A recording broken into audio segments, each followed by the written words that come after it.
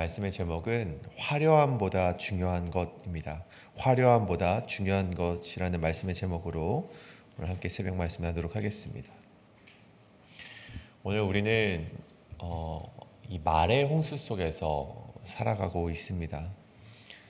유튜브를 보더라도 이 알고리즘을 타고 흐르는 어떤 세련된 말들, 세련된 논리적인 강연들이 질비해 있고, 또 사람의 마음을 쥐락펴락하는 심리학적인 위로가 넘쳐나는 세상에 우리는 살고 있는 것이겠죠. 이러한 세상의 논리들과 위로들, 다시 말해 이 세상이 언변이 주는 위로들과 어떤 매끄러운 논리가 주는 어떤 논리적인 말들, 또 청중을 감동시키는 감정적인 위로가 이제는 교회의 문턱을 넘어서 이 강단과 성도들의 삶까지도 깊이 들어가서 이 복음을 대신할 때가 굉장히 많이 있다는 것입니다. 그런 화려함들이 내 사상과 동감이 되거나, 혹 내가 그러한 말들 속에서 위로를 받았다거나, 혹은 내가 지식적으로 너무나도 알고 싶었는데 그런 화려한 언변들이, 세상의 논리들이 내 지식적인 알을 충족시켰다면 그 메시지 속에 복음의 진리가 보이지 않을지라도 우리는 그것에 열광하며 살아가곤 한다는 것입니다. 그런데 오늘 말씀을 보십시오. 오늘 말씀은 바울은 전혀 다른 이야기를 하고 있다는 것입니다. 그러한 어떤 인간적인 논리적인 말들과 이 당시에 가장 성행했던 수사학, 어떤 에토스, 파토스 막 그런 것을 기반으로 하는 화려한 언변들, 그런 수사학적인 화려함들이 결코 영혼을 살릴 수 없다 라고 오늘 말씀을 통해서 우리에게 이야기해주고 있다는 것입니다. 심지어 그것들은, 그런 화려함들과 수사학적인 언변들은 복음의 진리를 가리는 영적인 장애물들이 될 수 있다라고 오늘 바울이 이야기하고 있는 것이죠. 오늘 우리는 이 바울의 이 고백을 통하여서 우리의 신앙을 한번 더 살펴보기를 간절히 소원합니다.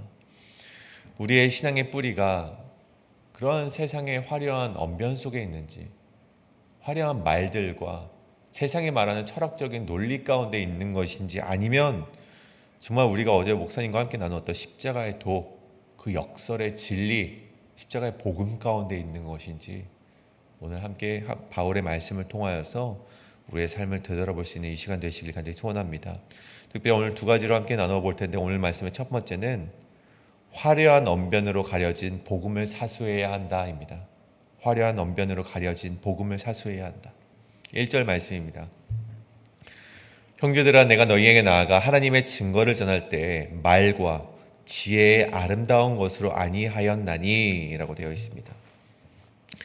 바울이 처음 고린도 교회를 이제 방문했을 때를 회상하며 하는 말이죠. 하나님의 증거, 바울이 하나님의 증거를 너희에게 전할 때, 고린도 교회에게 전할 때 말과 지혜의 아름다운 것으로 하지 않았다 라고 표현을 하고 있습니다. 여기서 말과 지혜의 아름다운 것, 이것은 이 당시 고린도 교회 사람들이, 이 고린도 지역의 사람들이 아주 열광했었던 이 말의 화려함, 말의 언변을 말하는 것입니다. 흔히 말씀드렸듯 이 수사학이라고 말하는 것들과 어떤 철학적인 논리를 곁들인 말들을 말하는 것이겠죠. 이 당시의 고린도는요, 그리스의 철학과 로마의 수사학이 굉장히 성행하던 시대였습니다. 자신들이 가진 지식을 자랑하고 얼마나 말을 잘하고 논리적인지, 또 대중을 얼마나 사로잡을 만한 화려함이 있는지에 따라서 이 당시의 사람들이 열광을 하고, 또한 그러한 말들을 찾아서 광장에 나가서 그런 말들을 듣곤 했다는 것입니다. 아마도 이것이 주된 이유는 아니겠지만 이 이유를 통해서도 고린도 교회에서는 파벌이 나누어질 가능성이 있었습니다. 여러분, 사도행전 18장을 보면, 18장 24절에 보면 이 고린도 교회 한 분파가, 한 파벌이 열광했던 아볼로파, 그 아볼로에 대해서 이러한 설명이 좀 되어 있습니다. 아볼로는 이 알렉산드리아에서 났는데 이는 유대인이고, 이 유대인이 에베소에 이르니 이 사람은 언변이 좋고 성경에 능통한 자라라고 설명이 되어 있습니다. 언변이 좋고 성경에 능통한 자라. 그 언변이 좋다는 것은요, 이 당시에 이들이 그렇게나 열광했던 어떤 수사학적인 매력이 있었다는 것을 말합니다. 그가 화려한 언변을 통해서 아마도 고린도 교회에 두터운 팬층을 만들었을 가능성이 있다는 것이죠. 그렇다면 여러분, 바울은 어떻습니까? 시기적으로 막 한 1, 2년 뒤에 쓰였던 이 고린도 후서지만 거기서 이 바울에 대한 설명을 들어보면은 이 고린도 후서 10장 10절을 보면 이런 말씀이 있어요. 그들의 말이 바울의 편지들은 무게가 있고 힘이 있을지 모르나 그를 실제 대할 때에는 그 말이 약하고 그 말도 시원하지 아니하다. 그는 약하고 그 말이 시원하지 않다라고 기록이 되어 있다는 것이죠. 실질적으로 오늘 바울이 말했던 것처럼 바울은요, 어떤 그런 말의 화려함이나 말의 지혜의 아름다운 것으로 복음을 전하지 않았음을 우리는 고린도 후서를 통해서 알 수 있다는 것입니다. 근데 여러분 한번 생각해 보십시오. 여러분, 바울은요, 다소 출신으로 당대 최고의 수준의 학문을 배웠던 인물이었습니다. 여러분, 마음만 먹는다면 그들보다 훨씬 더 고상하고 화려한 말주변으로 청중을 압도할 수 있었던 지식인이었다는 것이죠. 여러분, 바울이라고 수사학을 몰랐을까요? 여러분, 바울도 알고 있었습니다. 여러분, 이 바울이 이 고린도 지역으로 오기 전에 이 아테네 지역에 있지 않았습니까? 그래서 그 아테네 지역에서 이 신라와 이 디모데를 기다릴 때 어떠한 일이 일어납니까? 사도행전 17장에서 그 도시의 우상이 너무나도 가득한 것을 보고 이 매일 회당에 나아가서 매일 장터에 나아가서 막 사람들과 언쟁을 합니다. 그렇게 서로 토의를 하는 것이죠. 악유를 하는 것이죠. 말씀에 보면 에피크로스 학파와 스토아 철학자들과 바울이 쟁론을 하였다라고 되어 있는데, 여러분, 이때요, 바울이 거침없이 철학적인 그런 지혜를, 철학적인 지식을, 언변을 막 토해내는 것을 보게 됩니다. 근데 여러분, 그 결과를 보십시오. 그런 학파들과 철학자들과 막 정말 악유를 하면서 쟁론을 했는데 그 결과가 무엇이냐 말입니까? 17장 마지막 절에 보면 이 디우노시오와 다마리 그리고 몇 사람이 복음을 믿긴 했다라고 하지만 그와 쟁론했던 자들이 다 복음을 믿었다라는 말은 기록되어 있지 않다는 것입니다. 여러분, 조금 거칠게 말씀드리자면 바울은 그 철학적인 수사학을 통하여서 이 열매가 맺지 못함을, 어떤 복음이 전해지는 데 실패를 경험했다는 것이죠. 물론 여러분, 3명 몇 사람이 복음을 들었다는 것만으로도 우리가 실패라고 말을 할 수는 없겠지만, 여러분, 그 말씀이 주는 맥락을 보면 그런 철학적인 쟁론이 결코 복음의 전달에 중요한 역할을 할 수 없다는 것을 우리에게 보여주고 있다는 것입니다. 그래서 오늘 바울이 말하는 것을 보십시오. 2절에 보면 내가 너희 중에서 예수 그리스도와 그가 십자가에 못 박히신 것 외에는 아무것도 알지 아니하기로 작정하였음이라. 이 작정하다, 크리노는 법정 용어입니다. 최종 판결을 내릴 때 하는 말이죠. 즉 단호하게 나는 십자가의 도만 전하겠다. 예수 그리스도가 십자가에 죽고 다시 살아나신 그 부활의 메시지만을 전하겠다. 그렇게 오늘 결단을 내리고 있는 바울의 그런 결단을 우리가 볼 수 있다는 것입니다. 나아가 3절을 보십시오. 그 계속되는 그 결단과 그 고백 속에 바울의 마음을 엿볼 수가 있는데, 내가 너희 가운데 거할 때 약하고 두려워하고 심히 떨었노라라고 말을 합니다. 여러분, 바울이 왜 떨고 있습니까? 왜 두려워하고 있습니까? 여러분, 바울이 육신이 허약하기 때문에 떨고 있습니까? 여러분, 바울이 왜 무엇 때문에 두려워하고 있는지를 우리가 알아야 된다는 것이죠.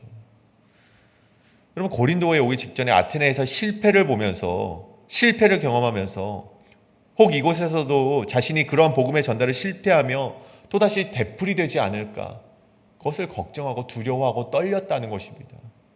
그래서 이어지는 4절과 5절을 보십시오. 이제는 내가 내 말과 내 전도함이 설득력 있는 지혜의 말로 하지 아니하겠다. 다만 성령의 나타나심과 능력으로 하겠다라고 오늘 말씀이 기록하고 바울이 고백하고 있다는 것입니다. 너희의 믿음이 사람의 지혜에 있지 않다. 그런 철학적인 수사함에 있지 않고 화려한 언변에 있지 않다. 다만 하나님의 능력에 있게 할 것이다. 오늘 바울이 그러한 고백을 하고 있다는 것입니다. 여러분, 이 말씀은 이 당시뿐만 아니라 오늘날 우리가 이 시대의 교회가 묵상해야 될 뼈아픈 지적이 됨을 우리는 반드시 기억해야만 합니다. 오늘날 수많은 그리스도인들의 믿음은 어디에 서 있습니까? 정말 안타깝게도 대다수의 그리스도인들이 사람의 언변과 논리적인 지식 위에 서 있을 때가 너무나도 많이 있다는 것입니다. 얼마 전 권호중이라는 연예인이 있는데 그 권호중이라는 연예인이 간증을 하는 영상을 제가 보게 된 적이 있습니다. 그가 이런 단위에 서서 이제 간증을 하는데 그런 말을 하더라고요. 여러분은 세련된 복음 성가를 들을 때 그때는 하나님을 만났다. 성령님을 내가 체험했다. 깊이 만났다. 라고 표현을 하시는데 여러분 오래된 찬송가를 부르면서 그러한 말을 하십니까? 이런 질문을 하더라고요. 여러분 오래된 찬송가를 부르실 때 눈물을 흘리거나 오늘 하나님 만났다. 성령님을 내가 체험했다라고 말씀하십니까? 이렇게 청중에게 질문을 하면서 권원중이라는 연예인이 마지막에 이러한 말을 하더라고요. 오늘 여러분께서 성령님께 사로잡히신 것인지 아니면 음악적인 세련됨에 취하신 건지 구별하시길 바랍니다. 얼마 안 된 그 권호중의 그 간증 속에서 맞다. 우리가 지금 이 시대의 교회가 이러한 것에 빠져 있는 것은 아닌가 정말 생각을 해본 적이 있습니다. 오늘 바울이 말하는 것이 바로 이러한 것이죠. 복음의 능력이란 인간적인 그런 화려함으로 포장할 때 우리가 그것을 깨닫게 되는 것이 아니고 우리는 죄인이며 우리 힘으로는 구원을 받을 수 없고 오직 예수님께서 내 죄를 위해 십자가에서 찢기신 은혜 가운데 그 복음의 능력이 일어날 수 있음을 우리는 반드시 기억해야만 한다는 것입니다. 투박할지 모르지만 분명히 복음이 담대하게 선포되는 자리에 하나님의 능력이 나타날 수 있다는 것입니다. 그러므로 사랑하는 여러분, 오늘 여러분의 신앙이 똑똑한 인간의 말 주변에 설득되어진 수준인지 아니면 그런 화려한 미사오고 없이도 분명한 십자가의 복음 선포 하나로 이루어진 믿음인지 우리가 이 시간 냉정하게 되돌아보시는 이 시간 되시길 간절히 소원합니다. 오늘 이것이 바로 말씀의 첫 번째, 화려한 언변으로 가려진 복음을 사수해야 한다입니다. 오늘 마지막으로 두 번째는 성령의 계시로 감추어진 복음을 깨달아야 한다입니다. 우리 6절의 말씀입니다. 그러나 우리가 온전한 자들 중에서는 지혜를 말하노니 이는 이 세상의 지혜가 아니요 또 이 세상에서 없어질 통치자들의 지혜도 아니요 라고 되어 있습니다. 바울은 앞서서 우리 보면 말과 지혜의 아름다운 곳으로 복음을 전하지 않겠다고 말했는데 여기서는 6절에 보면 우리가 지혜를 말한다 라고 되어 있습니다. 뭔가 말에 모순이 있는 것처럼 느껴지죠. 그런데 오늘 앞서서 바울이 거부했던 지혜, 그리고 오늘 6절에서 말하는 우리가 지혜를 말한다 할 때 그 지혜는 다른 지혜를 말합니다. 고린도 사람들이 추구했던 지혜는 말을 화려하게 꾸미고 논리적으로 청중을 압도할 수 있는 어떤 인간적인 철학적 지혜를 말했다면 바울이 말하는 지혜는 그런 지혜가 아니라는 것이죠. 오늘 바울이 말하는 지혜를 좀 더 살펴보자면 6절에서 지혜에 대해서 말할 때 그 앞에 우리가 온전한 자들 중에서 지혜를 말한다 라고 되어 있습니다. 그래서 온전한 자들, 텔레이오이라는 헬라어가 사용이 되었는데 이 단어를 우리는 완벽한 사람들이라고 우리가 오해할 수 있지만 그 실제 의미는 미숙한 상태를 벗어나서 성숙한 상태에 있는 사람들, 그들을 가리켜서 온전한 사람들이라고 말을 합니다. 그러니까 성숙한 사람들 중에서에 있는 지혜를 말한다라고 말합니다. 이게 무슨 뜻입니까? 다시 말해 십자가의 도, 예수님께서 십자가에서 죽으시고 부활하셨다. 그 십자가의 도, 그 의미를 알지 못하던 때를 벗어나서 이제는 그 의미를 깨달아 아는 사람들을 말하는 것이 바로 이 온전한 사람들에 대한 설명이라는 것입니다. 결국 바울이 말하는 그 지혜란 무엇입니까? 이 십자가의 도를 아는 지혜를 말하는 것입니다. 바울이 말하는 참 지혜란 십자가의 도를 말하는 것이죠. 바울은 오늘 이 지혜가 숨겨져 있다라고 고백하고 있습니다. 7절이죠. 하나님의 지혜 곧 이것은 감추어졌던 것인데 8절입니다. 이 지혜는 이 세대의 통치자들이 한 사람도 알지 못하는 지혜였고 9절에 보면 이것은 듣고 볼 수 있는 것이 아니다. 이 모든 것은 사람의 마음으로 생각하지도 못했던 것이다 라고 말을 합니다. 하지만 중요한 것은 10절에서 말하길 오직 하나님의 성령으로 이것을 우리에게 보이셨나니 성령은 모든 것 곧 하나님의 깊은 것까지도 통달하시느니라. 다시 말해 바울이 말하는 이 지혜는 즉 십자가의 도는 인간의 머리로 계산해서 알 수 있는 것이 아니라는 것입니다. 왜 전능하신 하나님이 약한 인간의 몸을 입고 오셔야만 했는지, 왜 영광의 주님께서 십자가에서 죽으셔야만 하는지, 그 주님께서 다시 살아나신 것이 왜 내게 소망이 되고 구원이 되는지 사람의 지혜로는 알 수 없다는 것입니다. 여러분, 그래서 바울은 11절에 이같이 말하죠. 사람의 일을 사람의 속에 있는 영 외에 누가 알리요? 이와 같이 하나님의 일도 하나님의 영 외에는 아무도 알지 못하느니라. 여러분, 복음을 깨닫는다는 것은요, 단순히 설명을 잘 들어서 이해되는 차원이 아니라는 것입니다. 지식적으로 내 삶에 대한 욕구를 충족시키는 것이 복음이 아니라는 것이죠. 여러분, 성령님께서 내 마음의 눈을 열어주실 때 그때 비로소 알 수 있는 것이 십자가의 도라는 것입니다. 여러분, 어떻게 하나님께서 알려주시지 않았는데 죽어야지만 살 수 있고 헌신해야지만 누릴 수 있는 축복을 우리가 이해할 수 있겠습니까?